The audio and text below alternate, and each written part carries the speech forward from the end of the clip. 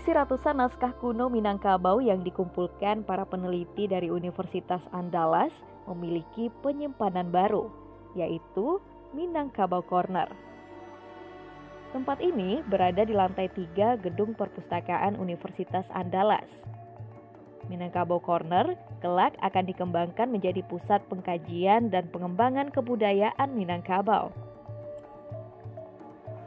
Ide mendirikan Minangkabau Corner ini bermula pada 2013. Saat itu, naskah kuno mulai didigitalisasikan para peneliti di Universitas Andalas. Jadi, cita-citanya Minangkabau Corner itu menjadi pusat pelestarian, penyelamatan, dan pengembangan naskah kuno agar teks klasik itu bisa dinikmati generasi hari ini. Alih media ke IT dijadikan film dokumenter dan komik.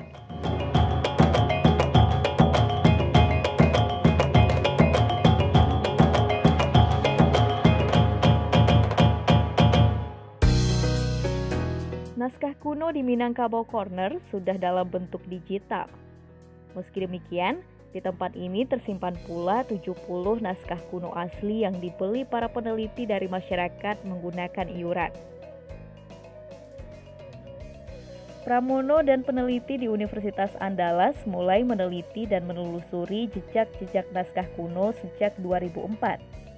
Hingga saat ini para peneliti telah mengumpulkan hampir 1.000 manuskrip kuno yang terancam rusak oleh cuaca, hama, dan penjualan ilegal ke kolektor asing yang kemudian menjualnya ke pasar barang antik di luar negeri.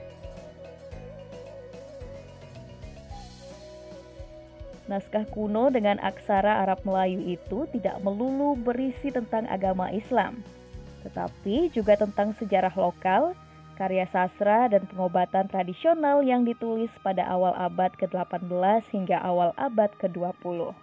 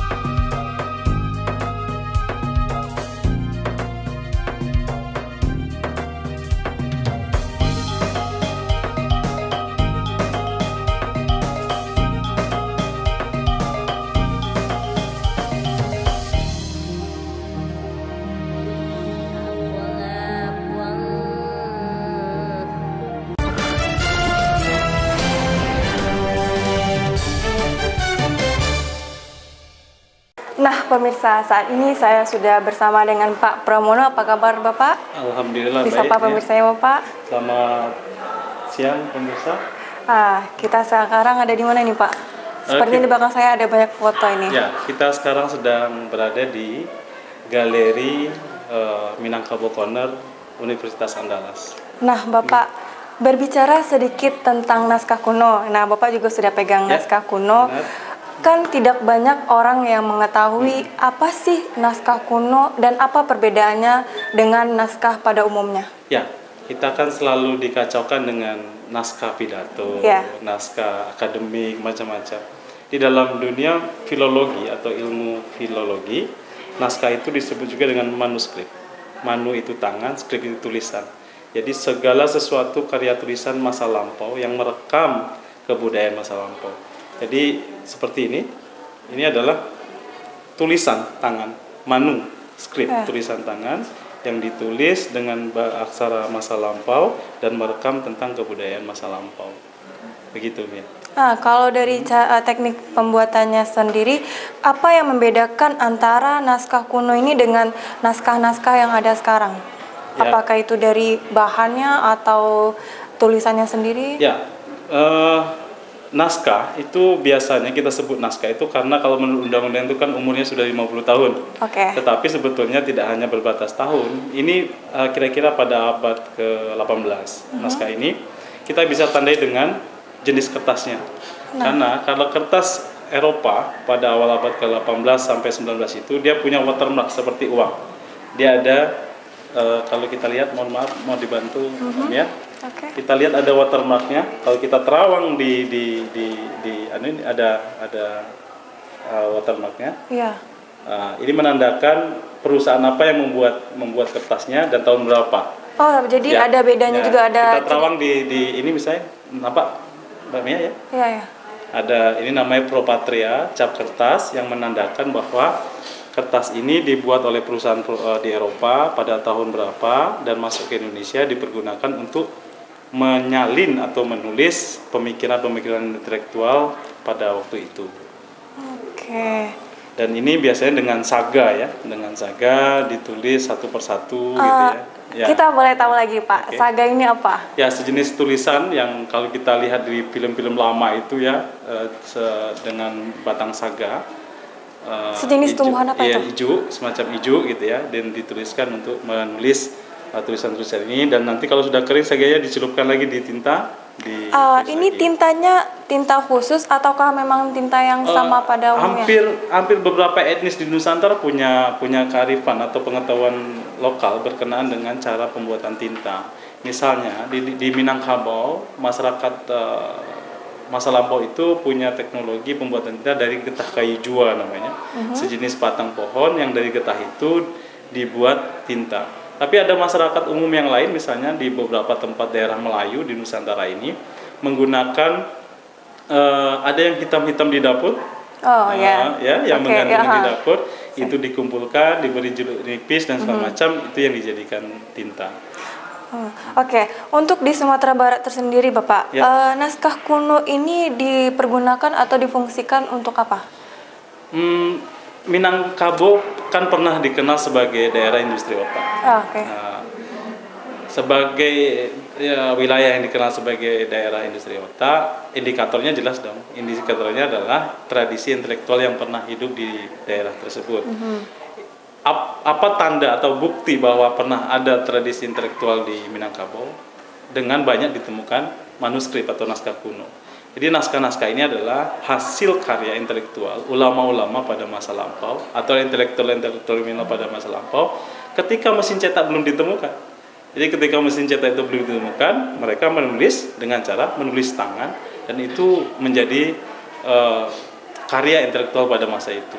Apakah naskah kuno ini memiliki ragam atau jenisnya, Bapak? Ya, hampir semua bidang ada dalam rekaman manuskrip ini. Ya, dia kalau kita bisa katakan dia adalah rekaman perjalanan bangsa. Ada masalah sastra, ada pengetahuan tradisional seperti pengobatan tradisional, ada tentang sejarah, ada tentang tasawuf, mantik, ma'ani, balaghah, ilmu Arab dan yang lain sebagainya. Antara naskah kuno dan naskah yang dibuat oleh orang sekarang, yang membedakannya adalah teknik dan juga bahannya dan tekniknya, dan isinya hampir sama.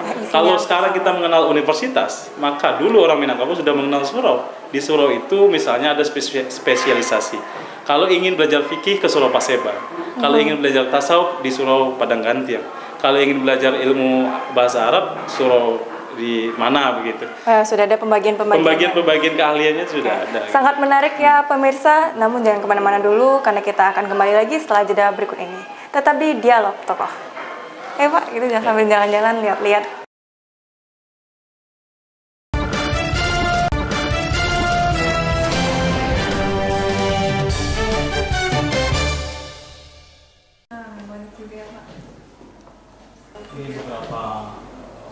Ini beberapa adat di Minangkabau.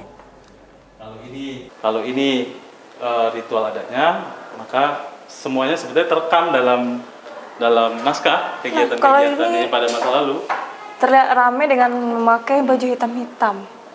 Ini bisa dijelaskan Bapak apa ini? Ini kan pakaian datuk ya, pakaian datuk dan penghulu itu hitam gitu ya. Ciri khasnya ya, tradisional Minangkabaunya adalah ciri khas penghulu. Ya. Nah Bapak, tadi Bapak sudah bilang kalau naskah kuno ini banyak ditemukan di Sumatera Barat, di Minangkabau. Untuk daerah persebaran atau ditemukannya naskah ini tersendiri berada di daerah mana saja? Ya. Hampir 90% manuskrip yang ada di Minangkabau itu ditemukan di surau. Di surau-surau yang ada di beberapa tempat di Minangkabau atau Sumatera Barat. Hanya sebagian kecil saja naskah yang ditemukan di Rumah Gadang. Ini menandakan apa? Menandakan bahwa surau menjadi pusat intelektual pada masanya. Jadi segala kegiatan intelektual terpusat di surau. Tapi menariknya adalah karena di surau tidak lantas dia berkaitan hanya tentang agama. Manuskrip-manuskrip atau naskah kuno berkenaan dengan sastra, pengetahuan tradisional seperti pengobatan tradisional, tentang masalah-masalah sosial ada dalam naskah-naskah itu. Artinya apa? Ulama dulu tidak hanya memikirkan persoalan-persoalan keagamaan, tetapi juga memikirkan persoalan-persoalan yang berkaitan dengan kegiatan sosial. Nah itu mengapa dulu laki-laki setelah beranjak dewasa mereka pergi ke surau ya, untuk belajar juga ya? Tidak hanya belajar ilmu agama, tetapi juga belajar tentang ilmu sosial, ilmu kemasyarakatan.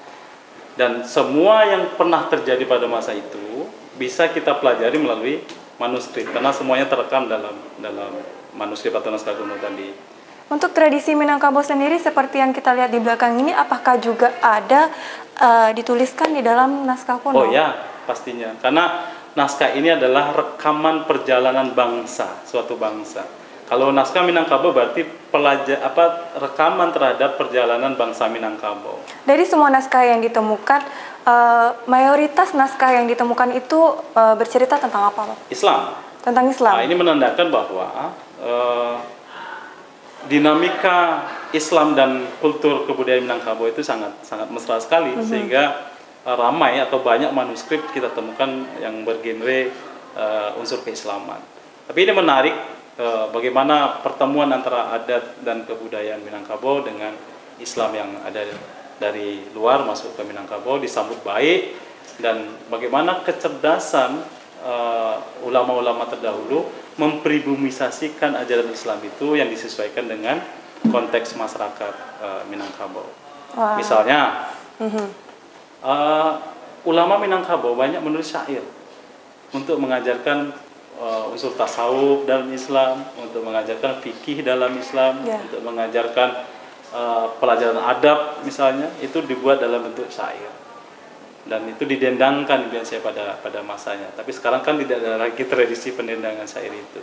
Dari naskah yang Bapak temukan, apakah kondisi dari naskah semua yang ditemukan itu dalam keadaan utuhkah atau juga ada yang rusak? Ya, dalam 1 bulan terakhir ini saya orang yang galau ya. Wah, galau, ada cerita galau juga nih. Jadi saya menulis di beberapa media massa berkenaan dengan ratusan manuskrip Minangkabau terancam musnah. Ini saya temukan 2 minggu yang lalu. Saya mendatangi salah satu surau yang mempunyai koleksi 99 manuskrip. Surau Calo namanya. Banyak ya. 2 tahun yang lalu itu tidak ada masalah, karena kita sudah mendigitalkannya. Tapi 2 tahun kemudian, kemarin ini saya datang, itu hampir separuhnya rusak. Karena kertas yang berumur sudah ratusan tahun itu, karena iklim, karena cara penyimpanannya yang tidak benar, sehingga kerusakannya itu begitu cepat. Maka kalau saja di Surau Calo yang sudah tersimpan baik mengalami kerusakan begitu cepat, saya bayangkan beberapa tempat yang memiliki koleksi manuskrip yang lain, pasti hal yang sama juga terjadi. Nah, untuk mengatasi problem seperti itu, apa yang secara pribadi ingin Bapak lakukan selain dari pelestariannya juga untuk merawatnya sendiri, Bapak? Nah, kalau ingin menyelamatkan isinya itu relatif lebih murah biayanya. Kita hanya memerlukan peralatan digital untuk melakukan pendigitalan koleksi naskah di lapangan, langsung kita kerjakan. Tapi untuk fisiknya, untuk kertasnya, bagaimana kertas yang berlubang itu tidak lagi berlubang, kertas yang kotor itu tidak lagi kotor, itu sudah ada teknologinya. Ada namanya Sukhoi, ada namanya Urauchi, bagaimana penambalan dengan Japanese Kozo dan segala macam. Tapi itu relatif mahal gitu, biayanya, memakan waktu yang cukup lama. Nah, ini yang kita sedang pikirkan, dan diperlukan untuk saat ini bagaimana naskah-naskah itu tidak hanya diselamatkan isinya, tetapi juga diselamatkan fisiknya. Karena bagaimanapun isinya bisa diakses ketika fisiknya masih utuh. Masih utuh. Itu pertama. Yang kedua yang lebih penting lagi, ke depan kalau ingin kita katakan bahwa di negeri ini pernah terjadi atau pernah menjadi pusat intelektual, ini buktinya naskah begitu banyak. Maka ke depan kita tidak akan lagi bisa ngomong bahwa di negeri ini dulu pusat intelektual pernah Buktinya terjadi. sudah Buktinya hilang. tidak ada lagi. Ya. Karena semua sudah musnah, hilang. ya. Sementara melalui teknologi tadi dengan Japanese Kozo dan segala macam, itu menurut teorinya akan menambah umurnya 100 tahun yang akan datang. Menurut teori. Apakah Apakah sudah ada beberapa dari naskah yang diteorikan seperti yang Bapak bilang? Ya, beberapa tempat kita sudah lakukan karena biayanya begitu mahal, hanya beberapa tempat saja. Misalnya Surocalo 2 minggu yang lalu, atau 3 tahun yang lalu kita mengerjakan 30-an manuskrip yang ada di Surapaseban di Padang. Kita lakukan konservasi fisiknya. Alhamdulillah, dengan konservasi fisik itu, kertas yang berlubang tidak lagi berlubang. Yang mengandung asam tinggi kita kurangi kadar asam di kertas itu. Karena bagaimanapun kertas atau naskah kuno itu mengandung asam, sehingga ketika mengandung asam, ngengat dan binatang-binatang kecil lainnya menyerang kertas itu untuk menjadi bahan makanannya. Iya, seperti rayap ya, rayap makan rayap. Macam, banyak sekali. Sayang sekali ya. Nah, cukup menarik ya Bapak. Nah, namun kita jeda dulu Pak. Baik. Jangan di-share semua, nanti orang nggak penasaran lagi.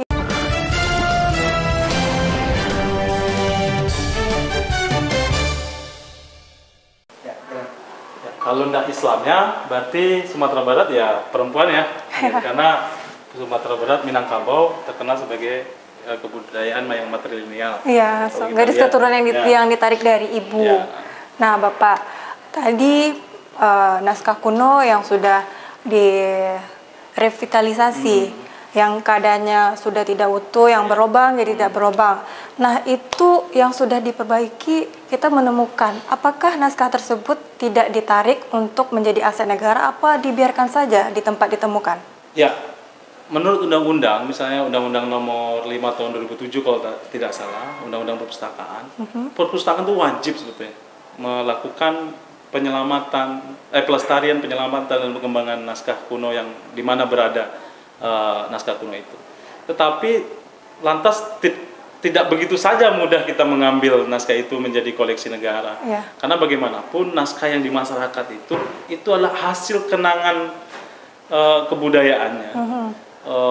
Sebagai bentuk warisan budaya yang kadang-kadang kita susah sekali nih dianggap ini sebagai warisan benda keramat yang membukanya saja kita perlu doa misalnya segala macam.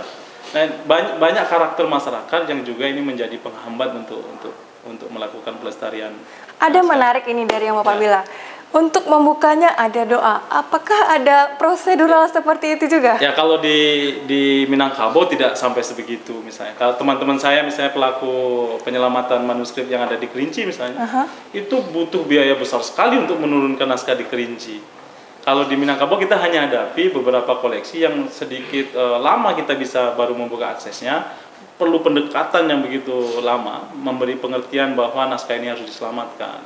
Karena si pemilik rata-rata menganggap sebagai benda amanah nenek moyangnya yang harus dipelihara dengan baik.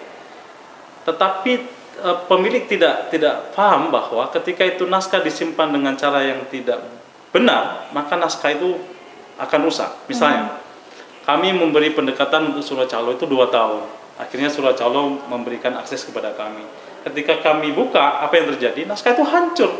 Mereka tidak tahu kalau naskah itu sudah hancur. Kalau ternyata naskah itu sudah tidak hancur. pernah dibuka. Tidak pernah dibuka. Misalnya untuk beberapa naskah yang mereka simpan di dalam karung, dia letakkan di loteng dan itu rata-rata naskah hancur. Nah, dekat dengan atap yang kondisi panas dan dingin terus-menerus menekan kondisi naskah tersebut.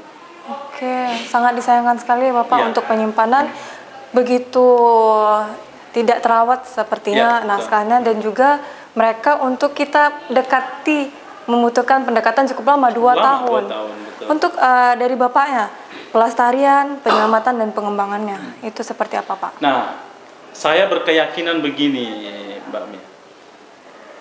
Meneliti teks klasik atau naskah kuno itu tidak seperti membongkar kuburan, menemukan tulang belulang, membersihkannya lalu memajangnya di museum. Tetapi jauh lebih dari itu. Apa relevansi dari teks klasik ini untuk kehidupan sekarang? Kalau dianggap kertas itu susah dulu mendapatkannya, orang yang menulis juga jarang, maka hal-hal penting saja pasti yang ditulis. Kalau penting pada masa itu, mesti penting pula pada masa sekarang. Maka teks yang terkandung di dalamnya dapat kita revitalisasi. Dengan cara apa? Sekolah sekarang bingung, dunia pendidikan ini bingung. Kita mau mencari referensi tentang pengajaran karakter. Banyak karya sastra masa lampau itu memberikan pengajaran karakter. Kenapa tidak teks-teks klasik yang ada di dalam naskah kuno itu kita revitalisasi isinya untuk referensi pendidikan karakter?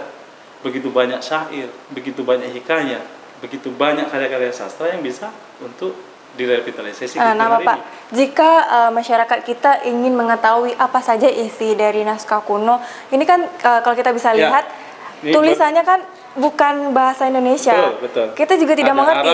Saya pribadi juga tidak mengetahui ini bacaannya apa. Mungkin Bapak lebih tahu. Kita jika ingin mengetahui apa artinya, apa isi dan maknanya itu bagaimana? Dalam filologi ada namanya metode kritik teks atau metode menjadikan teks klasik menjadi terbaca untuk generasi hari ini.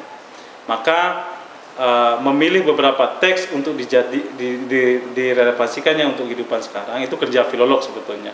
Misalnya banyak kandungan pengobatan tradisional di dalam naskah kuno, tapi tidak banyak masyarakat yang tahu sebetulnya isi naskah kuno ini apa gitu.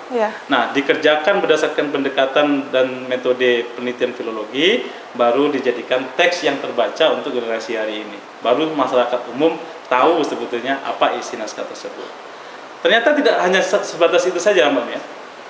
Di dalam naskah itu ada namanya iluminasi. Iluminasi itu adalah ragam hias yang terdapat di dalam naskah kuno. Ada kami temukan itu naskah yang panjangnya 6 meter, berisi ragam hias yang begitu cantik. Kita bisa revitalisasi untuk motif batik dari iluminasi itu. Isinya kita bisa untuk menjadi referensi pendidikan karakter, iluminasinya bisa untuk industri kreatif. Salah satunya motif batik yang berdasarkan dari iluminasi naskah kuno. Nah, Bapak, naskah yang Bapak temukan 7 meter, itu bahannya samakah atau ada dari kulit atau semacamnya? Ya, dia kertas yang dilakukan penyambungan dan ditempel dengan kain, itu digulung, ditaruh di dalam bambu. Jadi ketika itu buka panjang sekali, nanti kita bisa lihat di dalam ada ininya. Foto-fotonya. Naskah-naskah yang cantik-cantik itu, naskah-naskah yang mengandung iluminasi, yang dari iluminasi itu kita bisa buat menjadi motif batik. Semua naskah yang Bapak temukan memang tulisannya Arab Melayu seperti ini. Tidak ada bahasa lain. Tidak punya aksara selain aksara Arab Melayu. Beda dengan Kerinci maupun Bengkulu. Kalau Bengkulu punya aksara Kaganga, Kerinci punya encong. Itu juga menjadi identitas ciri khas dari Sumatera Barat. Betul sangat menarik ya. Pemirsa jangan kemana-mana dulu, tetap di Dialog.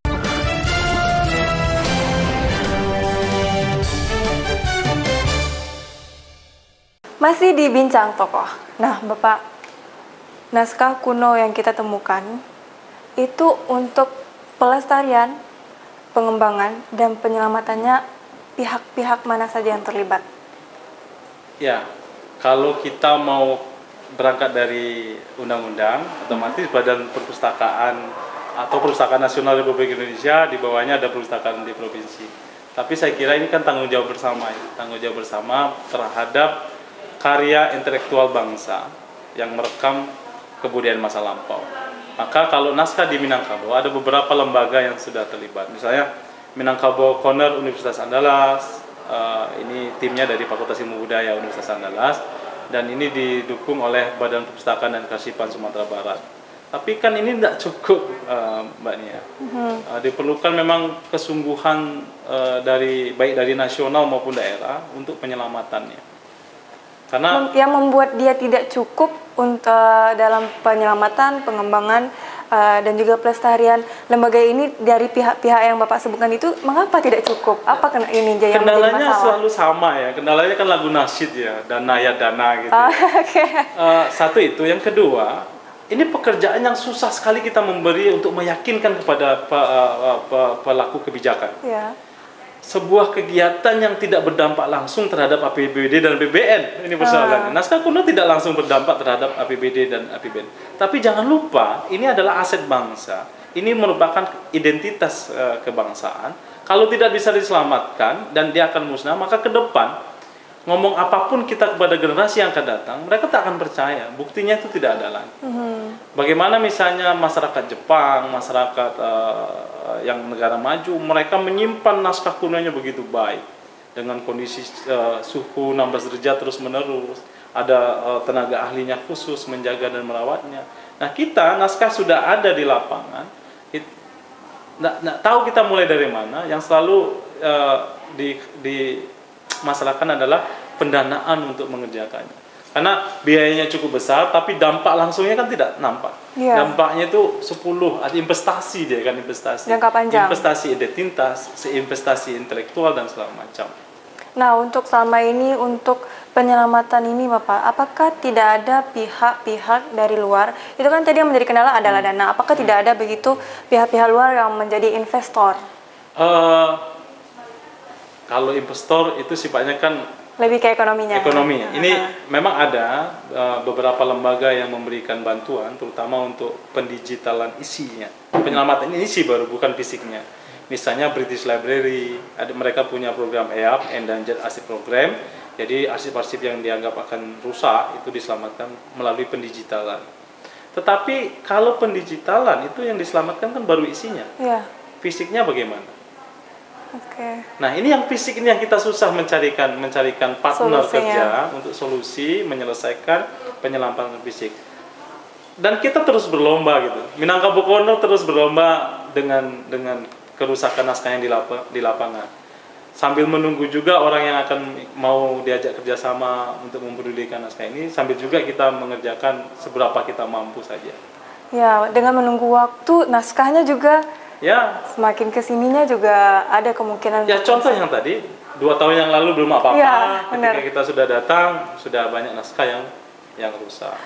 Untuk di Sumatera Barat sendiri Bapak, khususnya ini kita karena di Padang, itu lembaga-lembaga yang melakukan pelestarian, penyelamatan untuk naskah kuno ini, apakah jumlahnya sudah banyak atau masih sangat minim untuk cakupan daerah yang sangat luas Sumatera Barat? Dari jumlahnya yang sampai 1000-an itu, maka lembaga yang terlibat masih sangat minim. Baru Universitas Andalas, IAIN Imam Bonjol Padang, Badan Perpustakaan dan Kearsipan Sumatera Barat, ada beberapa museum itu pun yang dikoleksinya, 60 koleksinya. Tapi ini masih jauh panggang dari api. Karena naskah itu jumlahnya 1000-an dan tidak hanya kemauan ini. Tidak hanya kemauan kuat tanpa didukung oleh kebijakan anggaran, saya kira tidak juga bisa. Yang kita lakukan sekarang ini kan swadana berapa kita punya uang, kita kumpulkan, kita beli beberapa peralatan untuk Japanese Kozo, kita ke lapangan, kita melakukan konservasi fisik. Menunggu nanti kemudian kita dapat uang lagi, kita kumpulkan, kita belikan peralatan. Dicicil demi sedikit. Ya, karena kita terus-menerus berkejaran dengan waktu kerusakan itu. Sambil siapa tahu dengan ya ini masyarakat juga tergugah bahwasanya itu perlu diselamatkan. Ya, kalau misalnya kita berbicara tentang kesadaran masyarakat dibandingkan ketika Bapak mengunjungi Surau pada 2 tahun yang lalu dan sekarang, apakah kesadaran masyarakat tentang ini arsip yang ke depan mungkin pada anak cucu kita akan menjadi sangat penting, inilah bukti sejarah, apakah mereka sudah mulai menyadari pentingnya untuk merawat naskah kuno? Ya, hampir rata-rata yang sudah kita dampingi, yang sudah kita temui beberapa masyarakat yang mempunyai koleksi naskah, mereka sadar bahwasanya itu penting. Tetapi kemudian sadar itu kan tidak lantas bisa langsung menyelamatkan.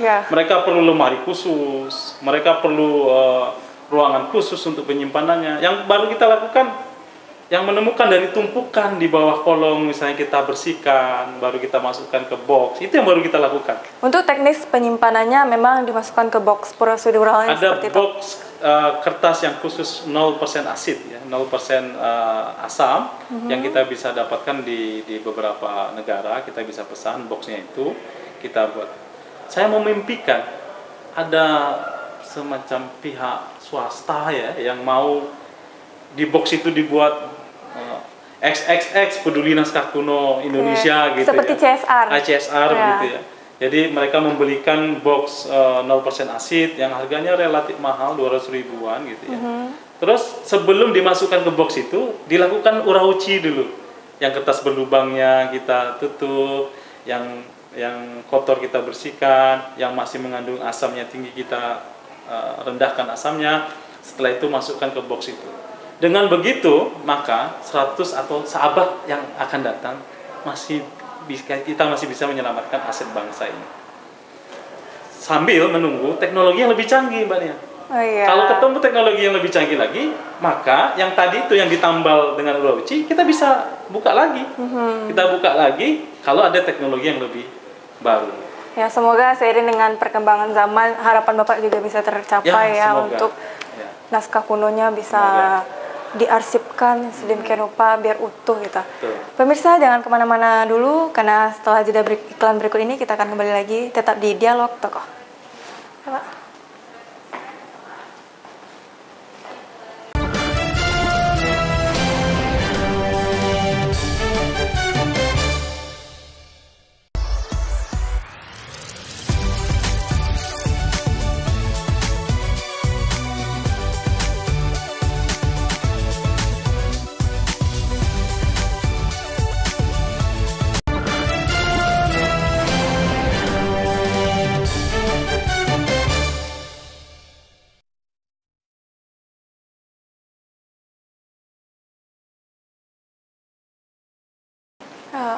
Ada uang-uang nih Pak. Ya, ini uang palsu. Ini hanya gambaran bagaimana masyarakat sejahtera. Uang untuk bukan untuk pribadi, tapi untuk kemaslahatan umat gitu ya. Menarik. Nah Bapak, untuk peranan dan juga harapan Bapak ke depan dengan penyelamatan, pelestarian, dan pengembangan naskah kuno, kedepannya harapan Bapak seperti apa? Baik itu terhadap pemerintah, terhadap masyarakat? Ya. Kalau pelestarian, itu tidak bisa ditawar-tawar. Memang dia, pertanyaannya, ini mau dilestarikan atau tidak sih?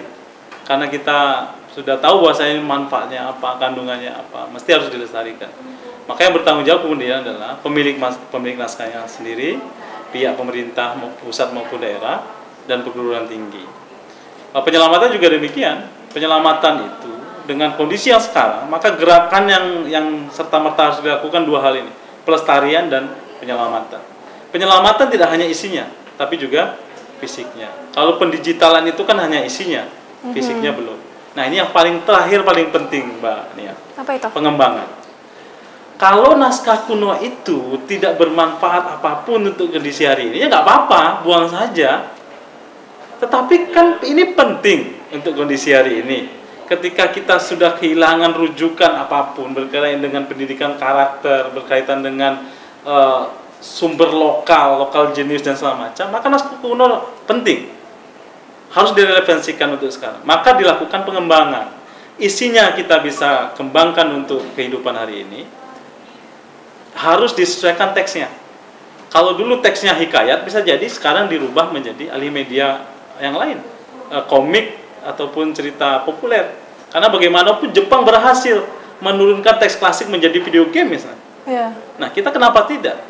Jadi narasi itu harus dikembangkan sedemikian rupa. Disesuaikan. Naskah kuno kita sudah ada yang mengarah ke sana gitu Pak? Ya. Di Minangkabau sudah ada membuat misalnya salah satu teks klasik Kaba dalam naskah kuno itu dibuat komiknya supaya teks itu juga dinikmati oleh generasi hari ini. Itu kan baru isinya. Ya. Bagaimana bahannya? Yang seperti kita katakan tadi, kalau iluminasi dalam atau ragam hias dalam naskah kuno itu sebenarnya bisa untuk kehidupan sekarang untuk menambah kemaslahatan di bidang ekonomi untuk kehidupan sekarang, dijadikan motif batik, bisa hidup industri kreatif.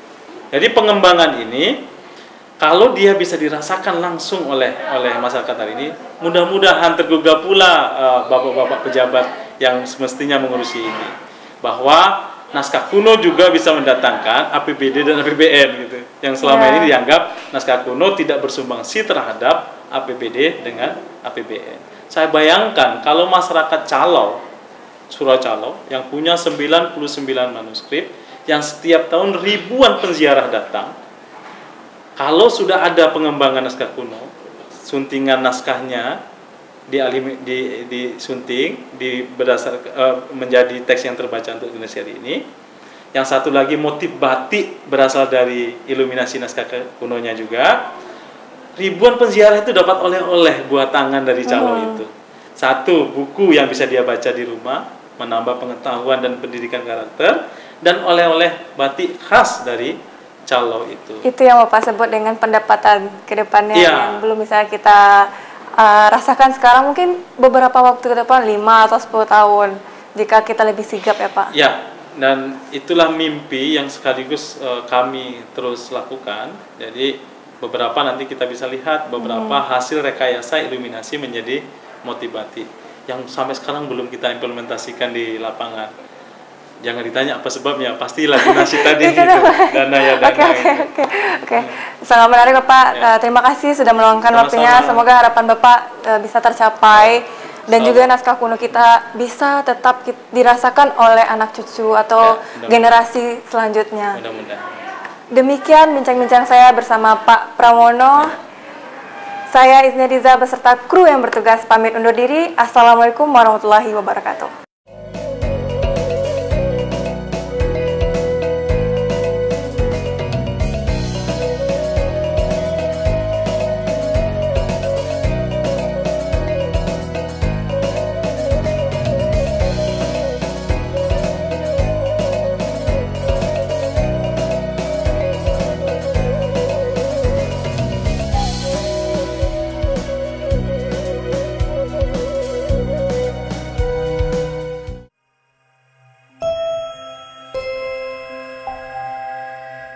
Di sini kami memberikan berita aktual dan secara langsung. Laporan langsung dan terhangat disaksikan warga dari berbagai penjuru dunia. Kita punya banyak berita seru. Paling update langsung dari lokasi. Masih terus digelar oleh Polsek Kebayoran Baru. Langsung dari Simpang Gadok, Ciawi, Bogor, Jawa Barat. Dan pastinya menghibur. Masih soal hewan nih. Kalau misalnya Selamat Malam Indonesia pengen tahu sejarahnya.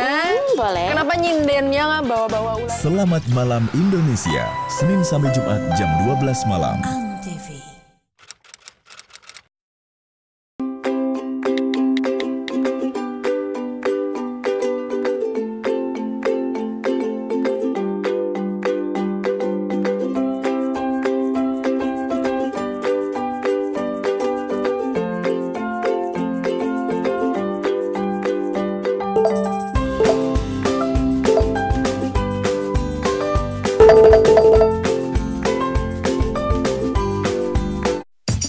Kejutan Antv hadir untuk warga Cengkareng. Bareng geng Facebooker yang super kocak.